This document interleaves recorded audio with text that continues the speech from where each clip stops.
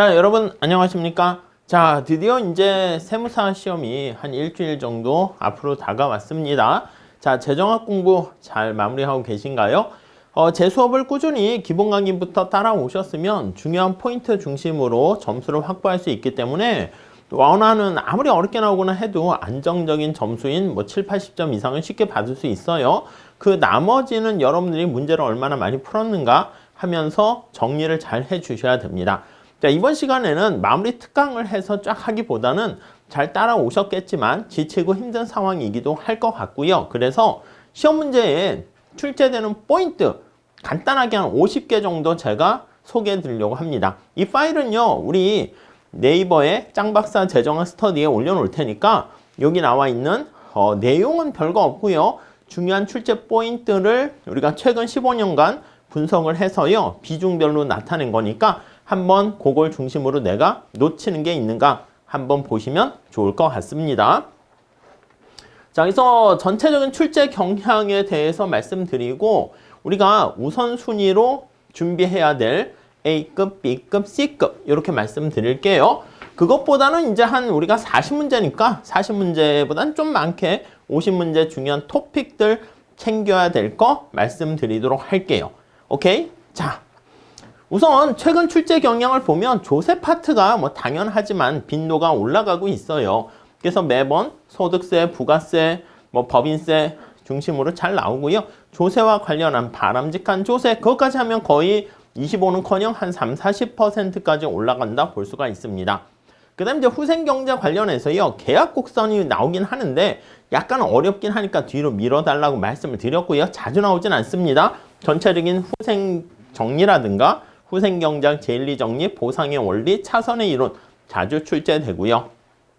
그 다음 시장 실패가 우리의 관심사죠. 외부성 해결하는 방법 중심으로 잘 보시면서 비용 편익 분석에서 우리가 사회적 할인율을 어떻게 할 것인가 자주 출제되고 있습니다. 그리고 더 나가서 공공요금 관련해서 램지 규칙이라든가 지방분권 티브 모형이나 지방재정 조정제도 잘 체크하시면 될 것 같고요.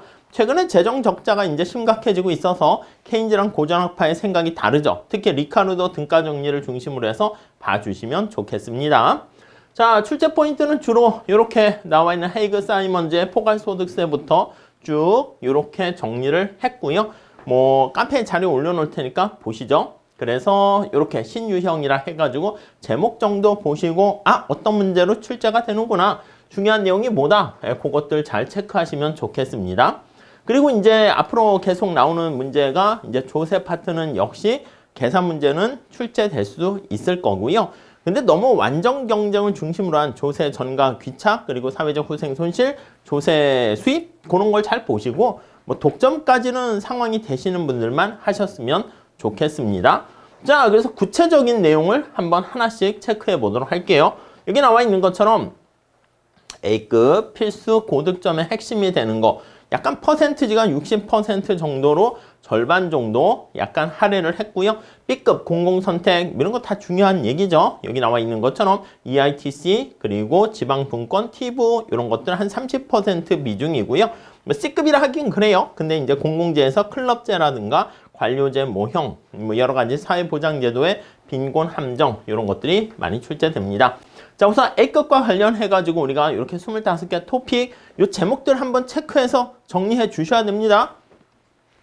강사분들이나 다른 사람이 정리한 걸 가져가시면 안 되고 여러분들이 책과 내용을 보시면서 중요한 걸 직접 손으로 써서 여러분들께 맞춤화된 마무리 한 장짜리 컨닝 페이퍼는 아니고 마무리 정리 노트를 한 장짜리 페이퍼를 가지고 가셔야 되겠습니다. 자, 구체적으로 좀 크게 한번 보시면 이렇게 볼 수가 있겠습니다. 먼저 재정의 기능 요거 가능한 한 자원 배분과 소득 분배 나눠서 보시고요. 시장 실패 관련한 요 유형들 좀 체크하시고요. 파레토 효율성 너무 스트레스 받지 마시고 MRS, MRT가 뭐다? 그리고 생산, 교환, 종합적 효율성 그 측면에서 봐주시죠. 보상의 원리 잘 나옵니다. 그래서 우리가 잠재적인 보상이라는 거 좀 잘 정리해 주시고요. 계약곡선 요거는 이제 우리가 에즈워드 박스 그려서 MRS 나타내서 체크하는 건데 우리가 좀 어렵게 나오기도 하니까 그 어려운 문제 살짝 결과 해설 보시면서 정리를 하시죠. 사회우생함수 매번 자주 출제됩니다. 공리주의, 평등주의, 롤즈 중심으로 해서 형태와 그리고 가치 판단을 어떻게 반영하는가 잘 정리하시죠. 후생경제 1정리와 2정리 잘 정리하고 계십니까? 제1정리는 완전 경쟁이면 파레토 효율성이 달성된다라는 보이지 않는 손을 강조하는 것이고요. 보통 우리가 얘기했을 때 강단조성과 같은 게 거기 들어가요. 후생경제 제2정리에 들어갈 때 이 볼록성이 들어가는 거 좀 잘 체크하시면 좋겠습니다. 자선의 정리가요. 최근에 각종 경제학 시험에도 요즘 자주 등장하거든요. N가지의 조건을 모두 충족하는 게 최선인데 그때 최선의 선택을 다 할 수가 없다는 제약 조건 하에서는요. N-1개 충족한 게 N-2개 충족한 것보다 반드시 좋다라는 보장은 없다라는 게 차선의 이론입니다. 어떤 개혁을 할 때는요. 점진적인 그런 개혁 방법에 대해서는 부정적인 평가를 하게 되는 것이죠. 자, 그 다음에 정부 실패 관련해서요. 정부 실패와 시장 실패 요인들 그걸 중심으로 잘 봐주시죠. 그리고 이제 비대칭 정부화에서 역선택과 도덕적 해이 잘 체크하시고 여기선 해결책 있죠? 그거 잘 좀 체크해서 정리해 주세요. 공동부담과 기초공제 그거는 도덕적 해이에 속하는 것이고요. 그리고 효율성 임금이라는 것은 도덕적 해이랑 역선택 양쪽에 다 들어간다 보시면 되겠습니다. 그 다음 이제 공공재 관련해서는요. 순수 공공재랑 불완전한 공공재 두 가지 비경합성과 비배제성을 모두 갖춘 걸 순수 공공재라 하니까 잘 체크하시고요. 가치재도 은근히 자주 출제됩니다. 가치재는 사용재 중에서 정부가 봤을 때 가치가 있다 생각해서 제공하게 되는 것이다 라고 보시면 되겠죠. 다음 린달 모형. 우리가 여기서는요. 한 개 편익의 합과 한 개 비용이 같아지는 건데 자발적인 교환에 의해서 해결하는 것인데 부담 비율이 거기 들어가는 것이죠. 사무엘슨 조건 요거 아시죠? MRS의 합이 MRT랑 같은 것이고요. 일반 균형 분석의 모형이 되겠습니다. 공공재랑 사용재를 같이 고려한다. 이렇게 보시면 되겠습니다. 수요 표출 메커니즘. 여러분 공공재의 비배제성 때문에 발생하는 게 무임승차 문제고요. 진정한 선호를 표출하지 않게 되는 거죠. 사무엘슨 조건이라는 것은 비경합성 때문에 발생하는 것이고요. 수요 표출 메커니즘은 비배제성 때문에 발생하게 되는 것인데 이때 진정한 수요를 표출하기 위한 하나의 방법에 대해서 수요 표출 메커니즘인데요. 클라크 그로브즈세가 있고요. 그로브즈 레자드. 클라크 그로브즈는 5월 전략을 나타내는 것이고요. 근데 균형 예산을 충족하지 못하죠. 그로브즈 레자드는 그거를 좀 완화시켜서 균형 예산을 충족하지만 그쵸 내시 균형이다라는 거 잘 보시면 좋겠습니다. 자, 클럽제는 개념 정도 잘 보시죠. 처음에 클럽에 돈 안 내면 못 들어갑니다. 비배제성 그게 아니라 배제 가능한 거죠. 근데 비경합성 아니요 경합성이 나중에 생길 때 그래서 처음에는 배제성이 있고 비경합적인 상태인데 우리의 관심사는 회원수가 한 명 추가적으로 증가했을 때 혼잡해집니다. 경합성이 생기면서 약간 사적제에 가까운 유형으로 갈 때 그때 거기서 얻게 되는 혼잡의 정도가 비용이 발생하는 것이고요. 회원이 한 명 들어오게 되면 비용이 다운되죠. 그게 바로 편익이다라는 거 보시면 되겠습니다. 외부성의 4가지 유형 이거 그냥 암기하시면 안 되고요. 생산과 소비 그리고 이로운 외부성과 해로운 외부성 나눠서 잘 사적 한계 비용과 사회적 한계 비용 어떻게 변화하는가 그걸 잘 체크하시면 좋겠습니다. 어렵지 않게 잘 준비하시는 것 같고요. 이 최적세율 이거는 계산하실 줄 아셔야 되겠죠. 그리고 오염 배출권 하고요. 앞에서 얘기했던 피구세라든가 그리고 직접 규제하는 거 그것들 비교하는 거 잘 정리해 주시죠. 코지 정리 자주 나오게 됩니다. 그래서 거래 비용이 없고요. 시장에 참여하는 사람들이 작아야지 거래 비용이 없게 되는 거 아실 겁니다. 자발적인 협상을 통해서 당사자들의 협상을 통해서 정부의 개입이 없이 해결할 수 있다는 것을 알려주게 됩니다. 자, 내부와 수단들 비교하는 거 요거 좀 잘 체크하시고요. 다음 공공선택이론으로 가시면 다수결 투표제도 관련해서 투표의 역설, 이행성을 위배한다는 거 잘 체크하시죠. 자, 중위투표자 정리 잘 정리하시고요. 따봉 선호일 때 성립하지 않는 투표 역설이 발생하지만 중간에 위치한 사람이 단봉 선호일 때는 어떤 선택의 결정권을 갖게 된다라고 보시면 될 것 같습니다. 자, 투표의 역설 그리고 LOE의 불가능성 정리 중에서 어떤 걸 위배하는가 LOE의 불가능성 정리 이런 것들 잘 좀 정리해 주세요. 로그롤링과 그리고 정치가 모형 해서 정치가는 표를 극대화하는 모형을 추구하게 되는 것인데 표를 교환하는 거잖아. 그러니까 로그롤링은 기본적으로 좋아요. 나쁘진 않습니다. 근데 표 교환 행위가 전체적인 편익과 반대가 되는 야합을 하게 되면은 오히려 사회 전체적인 후생을 떨어뜨리는 결과를 초래할 수도 있다는 거. 자, 니스카네 모형 예상 극대화하는 거, 미급 레인저 모형 사회 후생을 극대화하는 것이지만 사회적인 최적 수준보다는 과다 생산되는 거 잘 아실 겁니다. 자, 그리고 분배와 관련해서요, 재분배 정책 그런 것들 잘 체크하시고요. 언제나 자주 나오는 거는 불평등 지표입니다. 로렌츠 곡선을 중심으로 해서 지니 개수 그리고 애킨슨 지수 그런 것들 10분위, 5분위 분배율 잘 체크 정리하셔야 되겠습니다. 빈곤성과 빈곤 함정은 뭐 자주 나오는 건 아닌데 기출문제를 중심으로 해서 살짝 내용만 정리하시면 될 것 같고요. 그 다음에 부의소득세, 네거티브 인컴 텍스와 EITC 중요하죠. 네거티브 인컴 텍스는 뭡니까? 대체효과, 소득효과 모두 노동 근로의욕을 떨어뜨린다라는 거에 초점 맞추시죠. 그래서 그걸 해결하기 위한 게 EITC가 등장하게 되었습니다. 다음 사회보험과 공공부종 관련해서 이 사회보험은 보험이라는 특성이 있잖아. 그러니까 재분배 기능을 좀 억제하고요. 퍼블릭 어시스턴스가 가난한 사람들 도와주는 데는 효과가 좀 더 크다라고 보시면 되겠습니다. 국민연금 제도 중요하죠. 적립 방식과 부과 방식이 있는데 세대 간 재분배 문제는 이렇게 부과 방식에서 발생한다는 거 잘 정리하시고요.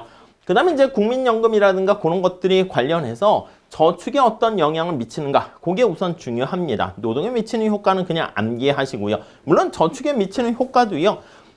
자발적인 어떤 대체 효과만 민간 저축을 떨어뜨리고 나머지 은퇴, 상속, 뭐 목표 실현 효과 등등등 이런 것들은 전부 다 저축을 증가시킨다 보시면 되겠습니다.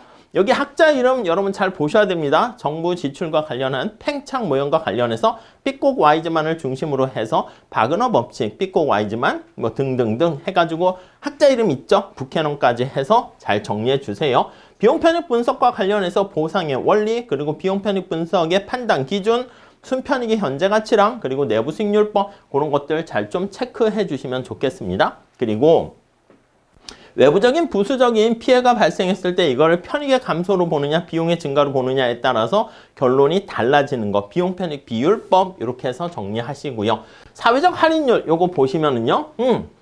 우리가 공공투자와 관련해서 민간의 투자 방식을 차용해서 가져오는 거잖아요. 공공투자의 여러 가지 특성에 의해서 가능한 한 사회적 할인율을 낮게 책정해서 사업 타당성을 좀 높여주려는 그런 시도를 하게 됩니다. 왜요? 근시안적이지 않도록 하기 위해서 먼 미래까지 미치는 긍정적인 외부성을 고려하기 위해서입니다.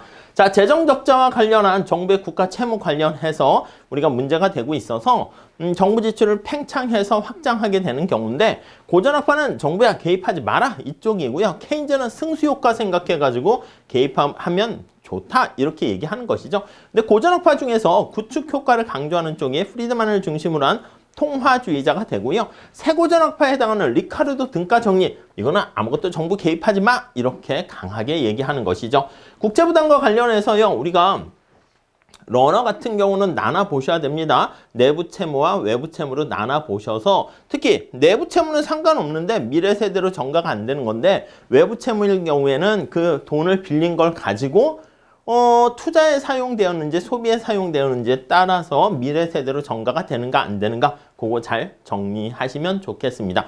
그리고 리카르도 등가 정리는 당연히 어느 세대가 부담한다? 현재 세대가 부담한다 보시면 되겠습니다. 자, 공공요금 부과 목적은요. 우리가 공평성 부수적인 겁니다. 효율성을 위해서 공공요금을 부과하게 된다라고 보시면 되겠고요. 근데 자연 독점 하에서 규모의 경제 하에 초기에 막대한 비용이 들어가는 그런 경우에는 평균 비용이 떨어지잖아요. 거기에다가 만약에 한계 비용 가격 설정으로 정부가 규제를 하게 되면 손실, 적자를 보게 됩니다. 그래서 그걸 해결하기 위한 방법이 뭐 평균 비용 가격 설정이라든가 이부요금제 가격 차별 더 나가서 램지 가격 설정 이런 게 하나의 방법이 될 수가 있겠죠. 램지 가격은요. 우리가 조세 파트에서도 되게 자주 나오긴 하는데 역탄력성 법칙이다 해가지고 정리를 잘 해주셨으면 좋겠습니다. 그 다음 지방 분권과 분권화 정리를 강조하는 게 뭐예요? 중앙 집권과 지방 분권의 장단점 잘 기억하시고요. 지방 분권이 시장 메커니즘과 유사하다라고 보시면 되겠습니다. 중앙 집권이 정부가 직접 개입하는 약간 획일적이고 신속하고 약간 공평성을 강조하는 것이고요. 지방 분권이 바로 효율성, 주민들의 선호를 잘 반영한다. 이렇게 보시면 되겠습니다. 자, 대표적인 게 오체 분권화 정리랑 그리고 티브 모형이 있죠. 티브 모형은 자주 출제됩니다. 가정도 암기하셔야 됩니다. 발에 의한 투표라고 생각하셔서 정리를 해주시면 될 것 같습니다. 자, 그 다음 지방재정 조정 모형도 자주 출제가 되죠. 정부가 국가보조금과 교부세 같은 걸 통해 가지고 지원을 해주는데 무조건부 교부금이 있고요. 그리고 조건부 보조금이 있죠. 조건부는 그리고 정률이냐 정액이냐에 따라서 우리가 나눠지는 거 그림을 통해서 그 특성들 잘 정리하셔야 됩니다. 매년 출제가 되는 것이죠. 자, 그 다음 소득세로 가보시면요. 이론상 헤이그 사이먼제 포괄적 소득세 매번 나옵니다. 정부가 모든 것들 다 포함시키는 것 예외 없이 이렇게 생각하는 것이죠. 자, 실현주의가 아니라 발생주의에 입각해 있다 보시면 되겠고요. 자, 부가세 이것도 중요합니다. 그래서 다단계 거래세랑 비교해서 부가세의 특징 그리고 부가세는 10% 단일세율 때문에 효율성 측면에서 좋긴 한데 문제는 뭐다? 그렇습니다. 10% 단일세율이기 때문에 공평성 측면에서 문제가 발생할 수 있어서요. 여러 가지 공제 방식으로 도와주기도 하고 해요. 근데 한계세율과 관련 없는 게 바로 세액공제이기 때문에 저소득계층에게 좀 더 혜택이 커진다라는 거 잘 정리하시고요. 그 다음 법인세와 관련해서요. 통합할 것인가 통합하지 않을 것인가 완전히 소득세로 통합해버리자. 아니다. 완전히 없애지 말자. 그것도 있고 절충하자. 이중과세 부분만이라도 통합하자라는 게 있습니다. 그래서 완전 통합에 해당하는 거 두 가지 정리해 두시면 될 것 같습니다. 오케이? 그리고 법인세 관련해서는 앞에서 조세와 관련해서 하버그 모형 그거 중요하잖아요. 그것도 잘 체크하시면 될 것 같습니다. 그것도 이제 법인세라고 보게 되니까요.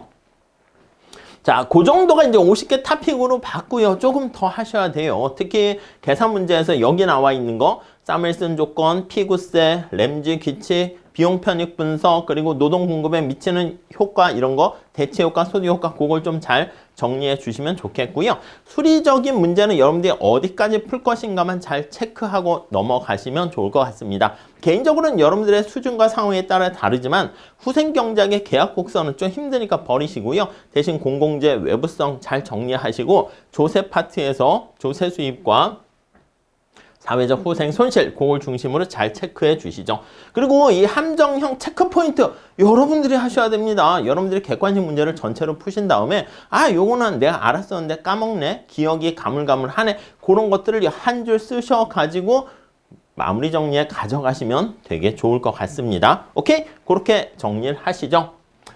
그래서 여기는 뭐 계산형 여러 가지 사물슨 조건, 피구세 등등 이런 거 해놨는데 여러분들께서 스스로 좀 정리해 주시면 좋겠고요. 함정형 같은 것들도 이거를 그냥 공식으로 암기하면 문제에서 우리가 바로바로 생각이 안 날 수 있거든요. 약간 이렇게 체크 OX, 이거 OX 괜찮은데 제가 말씀드렸죠. 객관식 공부하실 때는 전체적인 풀 문제로 풀어보시고요. 마무리 정리할 때 여러분들이 만들어서 OX를 문제로 살짝 한 50개 정도 리스트 체크해서 반복해 보시면 좋겠습니다. 자주 빠지는 함정이라든가 이런 것들 있죠. 요 그냥 예시로 스타일만 이렇게 보여드리게 된 겁니다. 그래서 미니 모의고사 같은 거라든가 아니면 객관식 우리 책 있잖아요. 거기서 중요한 것들 뭐 포스트잇이라든가 잘 보기 좋게 정리하셔서 빠르게 어떻게 보면 하루에 전체 재정을 한 번씩 돌리실 수 있도록 정리를 해 주시는 게 굉장히 중요합니다. 아시겠죠? 그래서 시험 보기 한 일주일 전부터 5일 전, 3일 전 이렇게 정리해서 마지막 날 내가 가지고 갈 거 잘 보시고요. 그리고 여러분들께서 모의고사라든가 많은 객관식 문제를 푸신 그거를 좀 믿으세요. 그리고 모든 수험생이 다 아이고 일주일만 시간이 더 있었으면 하는데 아닙니다. 일주일 더 달라고 하면 안 돼요. 그럼 신이 아주 자유로우셔가지고 1년을 더 준다니까요. 그러니까 그냥 여기서 약간 부족하지만 끝내야겠다 생각하시면 좋겠습니다. 오케이? 이렇게 잘 준비하셔서요. 재정아 이번에 끝내버리시고 1차 합격하시고 그 다음 1차 공부는 그만하시고요. 2차 공부를 하시면서 또 다른 신선한 새로운 과목을 공부하시면서 여러분들께서 다시 공부할 수 있는 원천을 한번 마련해 보시기 바랍니다. 아시겠죠? 자, 이렇게 마무리 짓고요. 여러분들께서 실수하지 않고 우리 경제학이 자기가 노력한 만큼, 기여한 만큼 점수를 받는 게 공정한 거 아니겠습니까? 열심히 노력하셨을 테니까 꼭 합격으로 마무리 짓기를 기원합니다. 감사합니다.